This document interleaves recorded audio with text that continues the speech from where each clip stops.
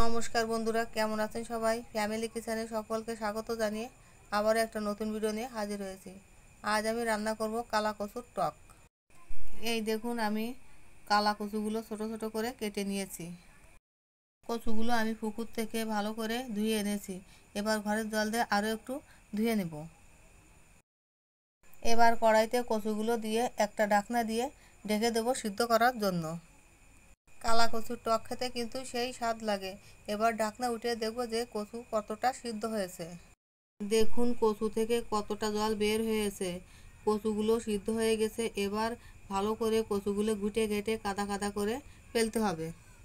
এইভাবে ঘুটে ঘেটে কচুর জল শুকিয়ে নিতে হবে। কচুর জল শুকিয়ে গেছে, এবার একটা পাত্রে নামিয়ে নেব।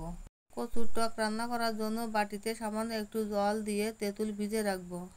এবার কড়াইতে তেল দেব। তেলটা গরম হয়ে গেছে। এবার দিয়ে দেবো কালো সর্ষে ফোড়ন। সর্ষে ফোড়ন দিয়ে চিংড়ি মাছ দেবো। চিংড়ি মাছ দিয়ে একটু হালকা নেড়ে চেড়ে তাতে দিয়ে দেবো সিদ্ধ করে রাখা কচু।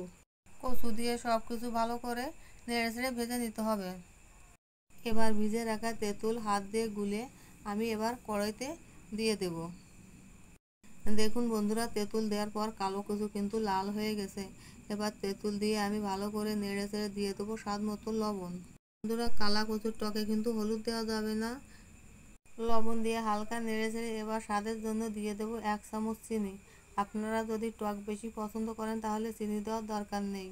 আমার কালো কচুর টক হয়ে গেছে। এবার হালকা নেড়ে চেড়ে একটা পাত্রে নামিয়ে নেব। কালা কচুর টক খেতে যে এত সুস্বাদু লাগে যে আপনারা না খেলে বুঝতেই পারবেন না। তাই বাড়িতে একবার হলে রেসিপিটি বানিয়ে খাবেন। সবাইকে ধন্যবাদ।